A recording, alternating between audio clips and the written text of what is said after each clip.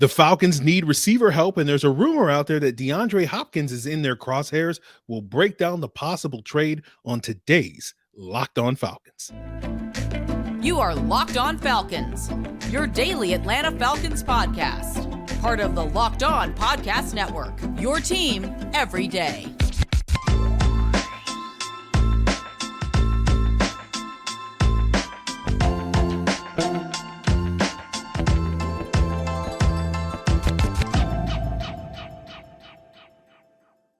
So, guys, you know me. I'm Aaron Freeman, a.k.a. Mr. Drew, a.k.a. Sirius Black, and, of course, the most humble host that has ever existed. Barack Obama called me personally and told me that I am so very humble, and he appreciates me for that. And, of course, I'm here on this illustrious Locked On Falcons podcast, your daily Atlanta Falcons podcast, part of the Locked On Sports Atlanta podcast family, your team every day. And today's episode is brought to you by FanDuel Sportsbook, official sports book of the NFL. Make every moment more by visiting FanDuel.com/lockedon today to get started. And guys, we thank you for making this illustrious podcast your first listen each and every day. Subscribe or follow for free on YouTube or wherever you listen to your favorite podcasts.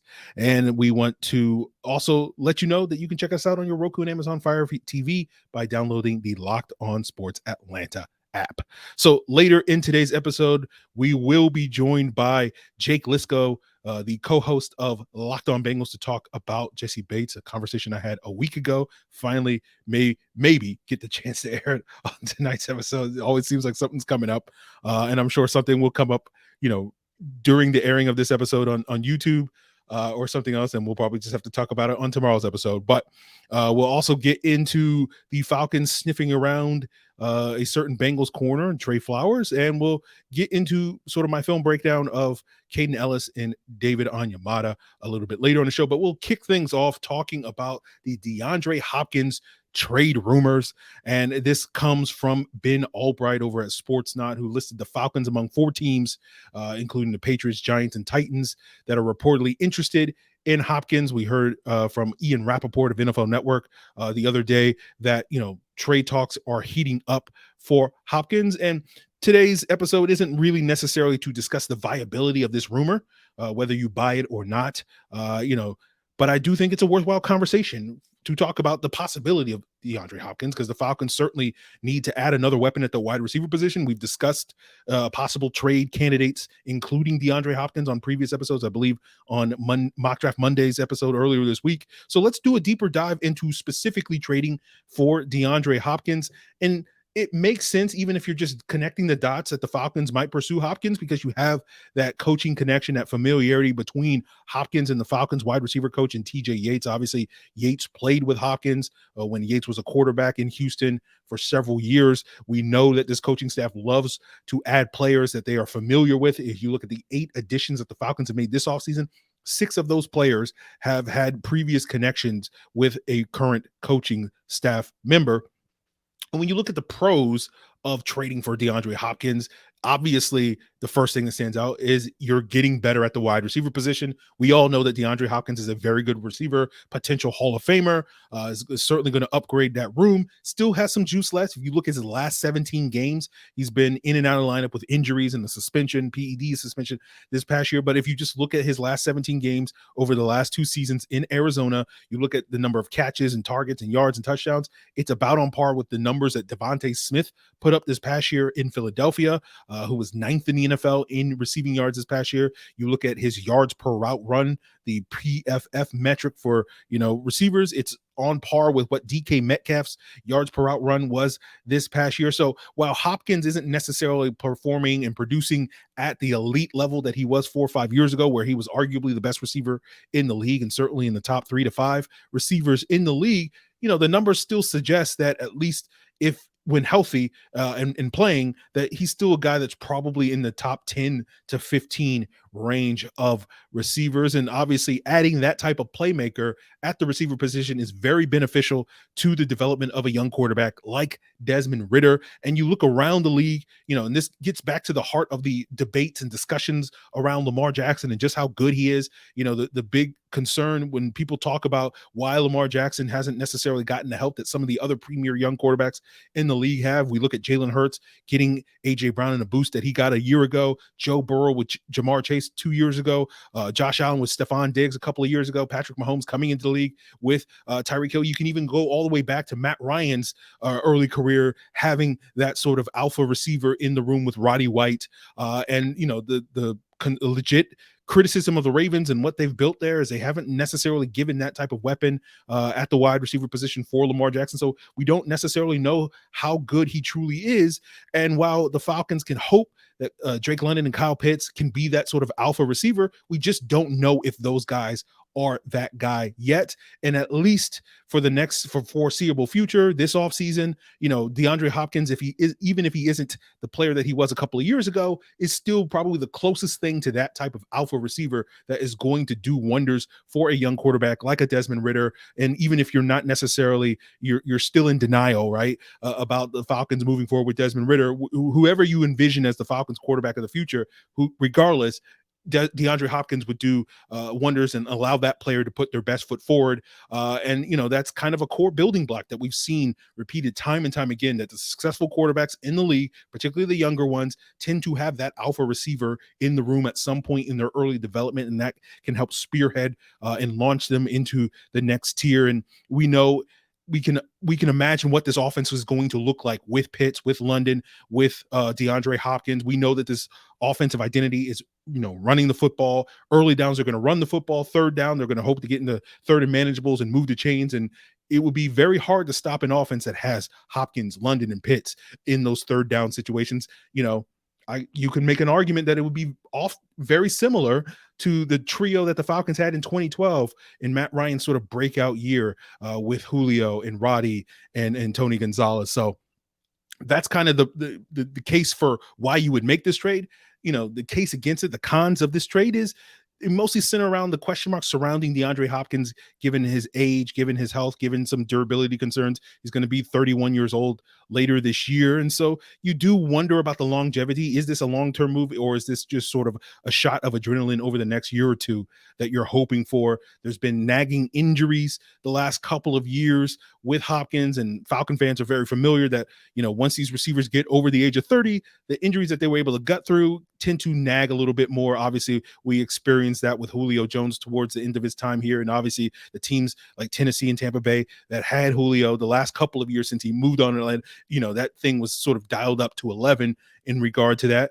And, similarly, I think Hopkins is going to be a high maintenance player, not necessarily from a personality standpoint, but you're probably going to have to manage him, keep him on a pitch count, those types of things. And I'm not sure if the Falcons are necessarily, eager to do that. Right.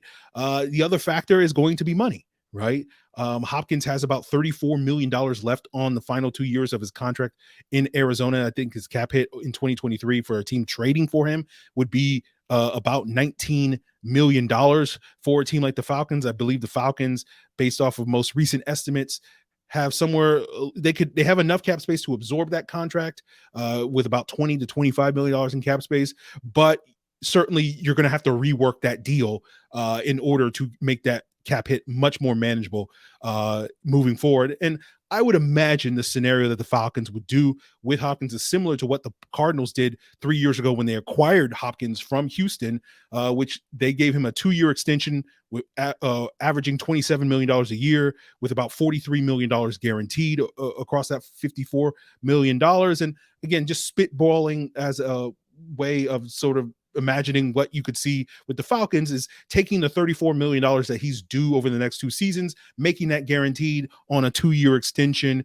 and building in, similar to what Arizona did, building in some sort of performance or playing time incentives in the contract that allow it to void. And I think the way that the Falcons would do it is they would want that contract to void after 2024 if he hits those incentives, because I don't think you necessarily want to be committing significant dollars in 2025 to DeAndre Hopkins at the age of 33. That's going to be around the time that you're going to potentially extend guys like Pitts and London. Were you looking to do so?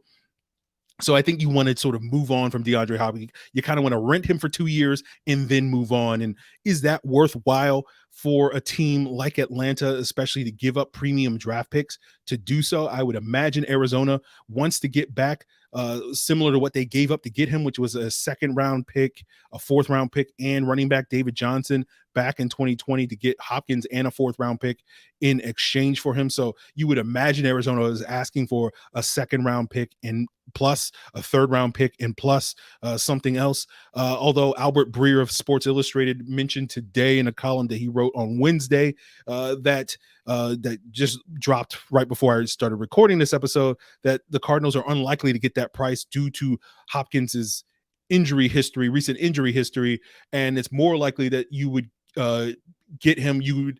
Arizona would have to settle for something closer to what the Cowboys just gave up for Brandon Cooks, which was a 5th and a 6th. So potentially 2 day 3 picks, let's say, for DeAndre Hopkins. So we'll see how that goes. Obviously, I think for the lower price, if you're asking the question, is that worth it to basically rent, DeAndre Hopkins for the next 2 years? I think you can much better justify it if you only have to give up, say, a 4th and a 5th for DeAndre Hopkins rather than a 2nd and a 4th or something like that.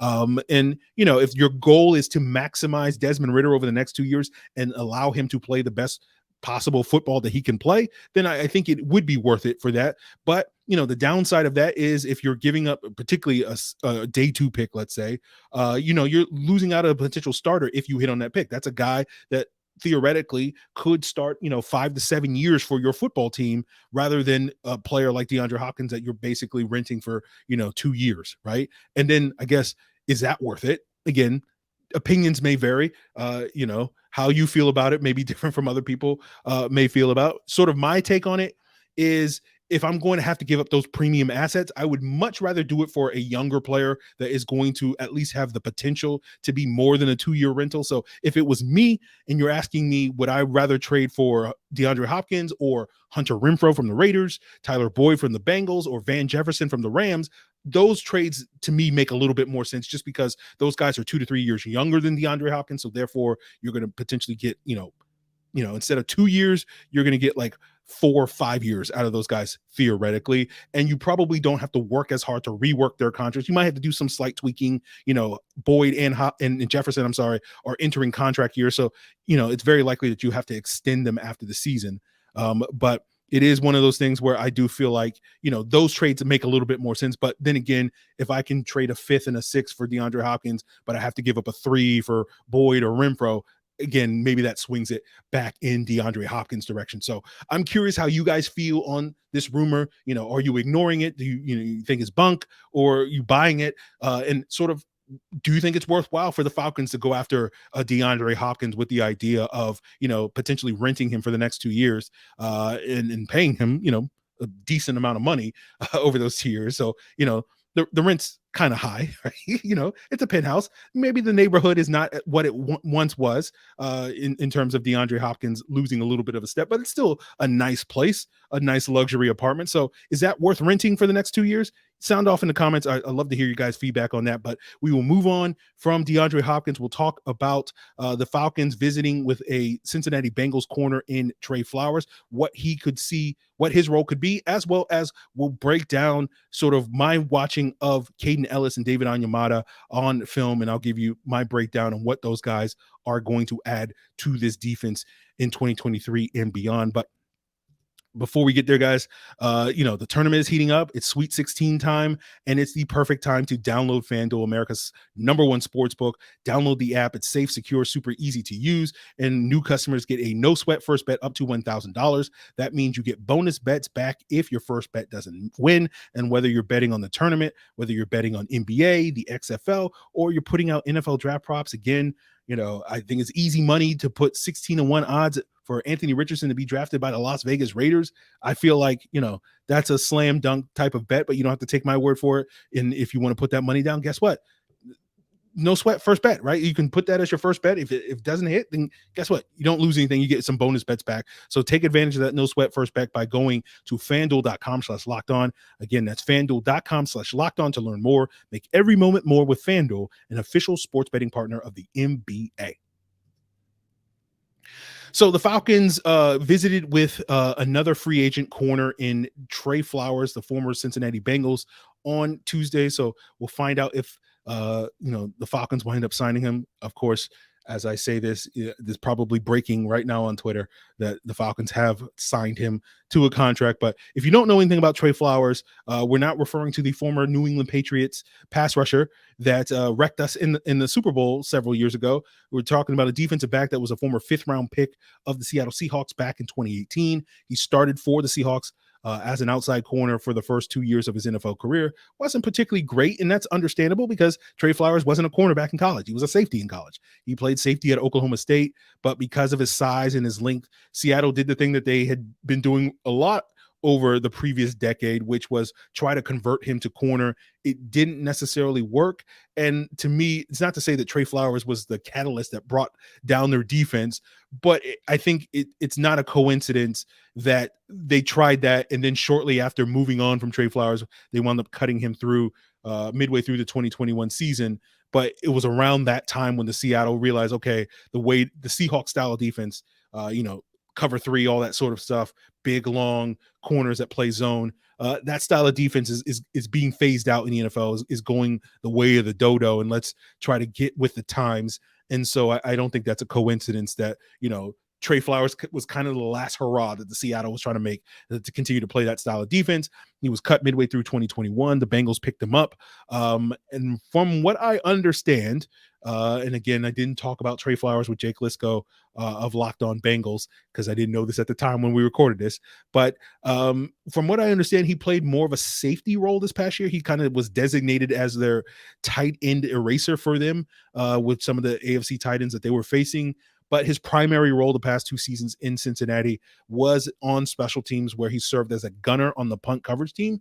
And that's notable because the Falcons just added one gunner in Mac Hollins, who potentially could replace, Kadero Hodge, one of their gunners on the punt coverage team at the wide receiver position. And they also lost Mike Ford, their other gunner, at the cornerback position. So you could imagine the Falcons are targeting a guy like Tre Flowers to sort of step into that role as a reserve backup corner / safety that can play on special teams. So you're getting that special teams value. You're adding size to the cornerback room or really the DB room because of the loss of Isaiah Oliver. You're getting some positional versatility with Flowers being able to play not only corner but also safety, which is something that you're also missing due to the loss of Oliver. And we saw him dabble in that role late in last season. And you're getting a player that could also help you add some size to cover some of the tight ends, because for most of last year, the guy that the Falcons tasked with covering tight ends was Richie Grant. And while Richie Grant did an admirable job doing that, I don't think you ideally want a 5'11", 195-pound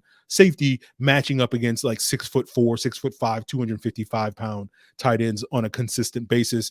And Flowers, with his size, about 6'2", 210, somewhere around there, is going to give you a lot more in that regard. So we'll see if the Falcons wind up adding Tre Flowers, but we'll move aside and talk about Kaden Ellis and David Onyemata in my film breakdown just in a moment. But I do want to give a special shout out to one particular listener that, I'm enjoying the idea of the Falcons signing this Cincinnati Bengals cornerback over a certain other Cincinnati Bengals quarterback. And only one person out there knows who I'm talking to and about. And I really hope the Falcons sign Tre Flowers just so I can rub it in your face for all future conversations that we have in the future. So that's just me being petty for no particular reason. But let's talk about Kaden Ellis and David Onyemata. And really, I don't have a whole lot else to add that we haven't already sort of heard from others like Ross Jackson of Locked On Saints. And I'm sure you've heard other people opine about these signings. But I did go back and watch a handful of Ellis and Onyemata games, or Saints games, from the last season. And when I look at Kaden Ellis, his biggest strength is going to be that pass rush ability. I do expect the Falcons to feature that quite a bit. It'll be interesting to see exactly how the Falcons deploy him. I know the Saints often would rush him with 3 other D linemen in sort of like a 3-2-6 dime look that they had. And I could see the Falcons doing something similar with 3 other D linemen like Grady Jarrett, David Onyemata, and Arnold Ebiketie. I'm also curious to see if the Falcons are willing to dial up more 5 and 6 man pressures this year with a guy like Kaden Ellis on the roster than they were last year, and traditionally than where the Saints were. They tended to not bring those 5+ man pressures similar to the Falcons as well. So Ellis is also a good run defender. He's physical at the point of attack. He plays well downhill, has good instincts there. Coverage is probably the biggest weakness of his game, but he's not bad there. You just don't necessarily want to match him up in man coverage against Alvin Kamara or Aaron Jones or anything like that, but he's pretty solid in zone. I imagine a lot of the instances where the Falcons will be playing man coverage on the back end, those will be instances where the Falcons will prefer to rush Kaden Ellis as a blitzer or whatever, as opposed to, allowing him to drop into coverage in zone and whatnot. Moving on to David Onyemata, I've heard other people's kind of refer to him as kind of a glue guy, and I think that's probably a good way to describe him. He's not a guy that really stands out in one particular aspect of the game. He's just kind of good at everything, right? You're not going to pop on the film and see him ever really dominate games, or at least not last year. But he's a guy that's going to do his job. Whenever you ask him of him, he's going to be able to do it, whether that's rushing the quarterback, whether it's stopping the run, whether in his ability to line up at multiple spots across the D-line. I heard Nate Tice of the Athletic Football Podcast say the other day when talking about free agent moves that he liked the Onyemata signing for the Falcons, and the way that he termed it is you're adding a B+ defender to a Falcons defense that had a lot of D and D- level defenders. And whether you agree with that sentiment, I think in general, that's a fair assessment of what Onyemata is bringing to the table. He's probably ideally served to be the 3rd or 4th guy in your rotation. And obviously with Grady Jarrett and hoping for a big year 2 jump from Arnold Ebiketie, he can kind of fit in that. Obviously, if the Falcons were to bring in Calais Campbell or someone else, they could push him down further in the pecking order. And that just, I think, only makes things better for you. And I think that's a good problem to have. And so I think another way to summarize what David Onyemata brings to the table is he's going to be a guy that's going to raise your floor, but not necessarily raise your ceiling as a defensive line unit, if you understand what I'm saying, like in terms of a guy that's not going to necessarily take over games. But, I do think if you're going to be particularly hopeful about the David Onyemata side, you're hoping that, potentially he's going to do more. He's going to benefit more from playing next to Grady Jarrett than necessarily Grady Jarrett benefits from playing next to him. And so we could see him have some of those dominant performances because of all the attention that Grady Jarrett and potentially other players on the Falcons defensive line absorb, and he's going to consistently be able to take advantage of the one-on-ones that he's potentially going to see more of in Atlanta than he saw this past year in New Orleans. So those are my thoughts on those 2 guys, but we'll move the conversation towards the other big free agent acquisition that the Falcons made on the defensive side of the ball by talking about Jessie Bates with the Locked On Bengals co-host Jake Liscow, which I did record last week. So this was pre-Orlando Brown move, Jonah Williams trade talk. So, at the end, Jake basically says it's all quiet here on Locked On Bengals talking about free agency. But things have changed over the last couple of days. So we will get into that as we wrap up today's Locked On Falcons, guys. But let me go ahead and plug, the other shows of the Locked On Sports Atlanta podcast family, including ATL Day Ones with Jarvis Davis and Tenitra Batiste, and Hitting Hard with John Chucker. You can find those, of course, on their own podcast feed at Locked On Sports Atlanta. And of course, you can check out Locked On Hawks, Locked On Braves, Locked On Bulldogs on YouTube or wherever you get your favorite podcast. All right, everyone, we are back with another illustrious guest here on the illustrious Locked On Falcons podcast. That is none other than Jake Liscow, one of the co-hosts of the Locked On Bengals podcast. And of course, Jake is here to talk with one of the newest Falcons, a former Cincinnati Bengal, in safety, Jessie Bates. And Jake, let's get right into it. What exactly are the Falcons getting in Jessie Bates? Jessie Bates is a rangy, instinctual, good speed, deep safety, primarily. You'll get him in the box a little bit. He'll play in run support from the post safety spot a little bit in cover 3 looks, do those sorts of things. But you're primarily getting him for his ability to cover up mistakes on the back end, to put out fires, to be a good communicator, and to put those physical tools into, for the most part, the maximum potential as a smart football player back there. as a deep safety. I think that he deserves a contract he got, and I think that there's a good player there joining the Atlanta secondary. So I want to talk to you about that contract. Obviously, the Bengals franchise tagged him a year ago, could not get a long-term deal done.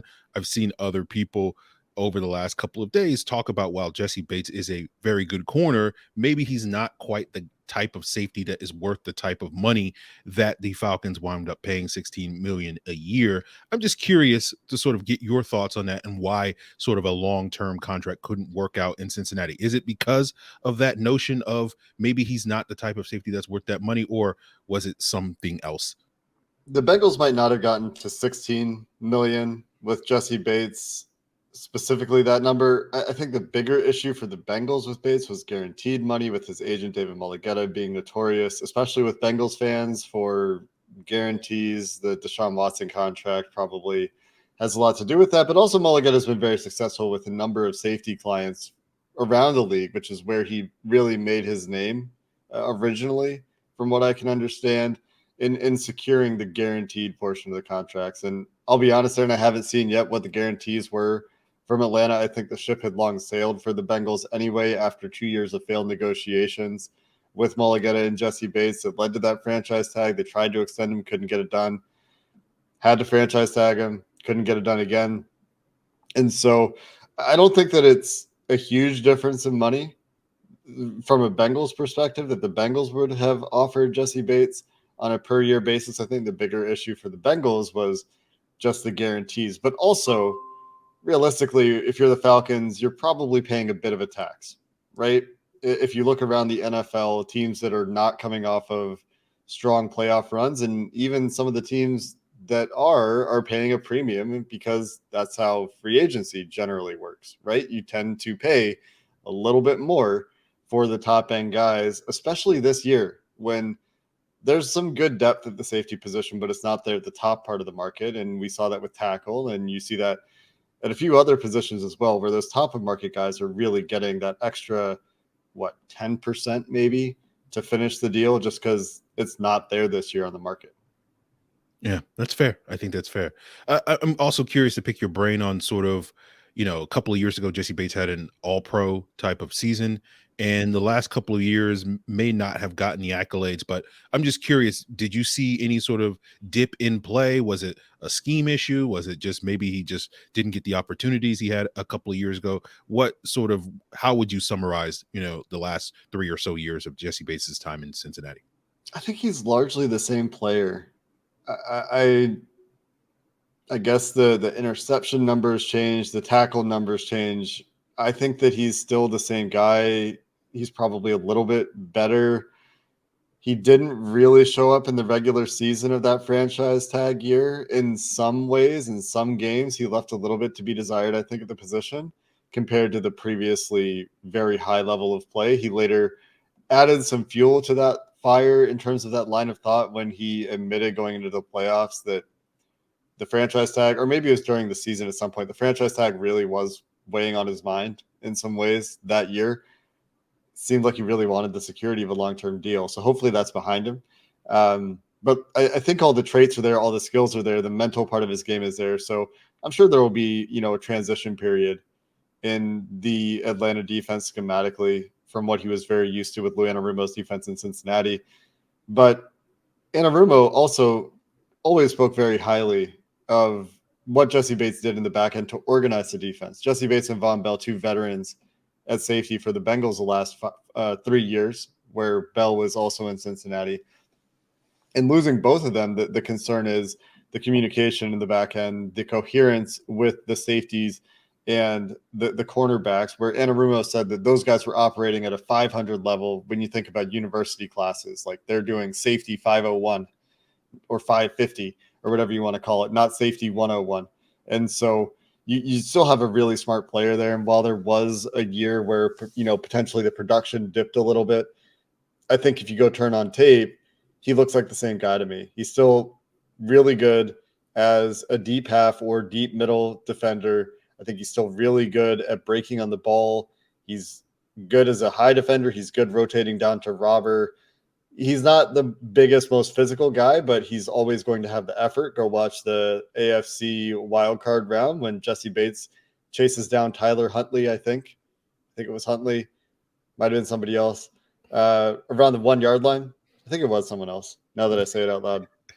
Chases out a Baltimore Raven at the 1 yard line, and that leads to the opportunity for the Bengals to get that scoop and score that wins them the AFC wildcard game. So, like, those hustle plays are there, the intelligence is there, the athleticism is there, the versatility is there, outside of really being a true box safety.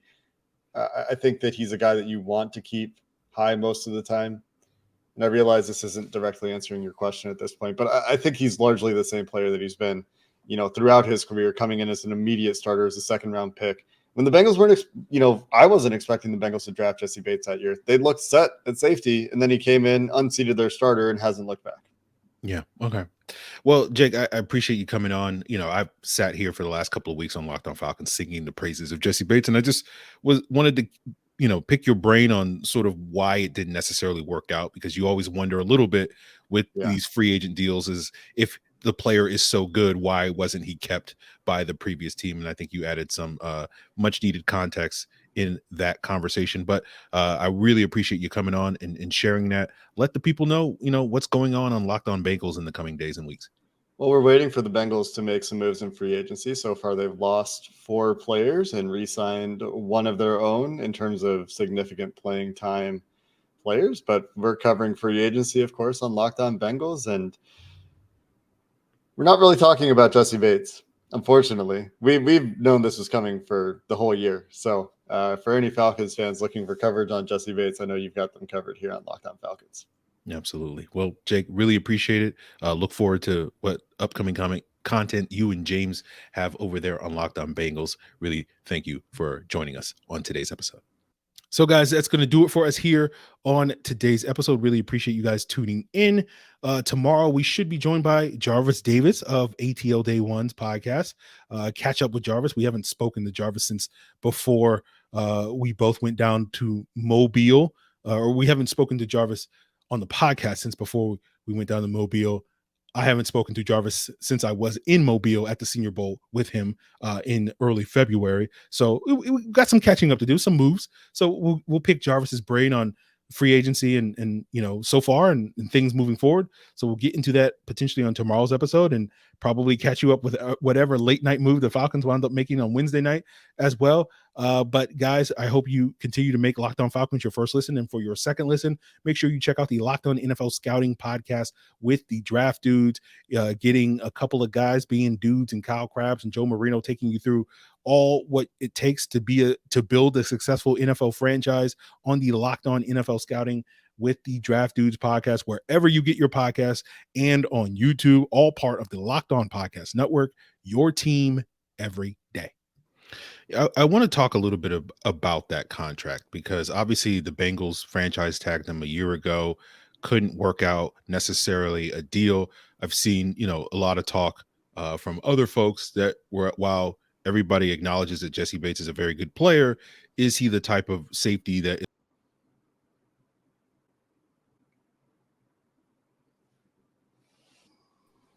Okay, my internet went. I was just sitting here talking, and it was like, oh wait, you just disappeared. When you watch this back, you see me go like. All right, we'll pick up where I left off.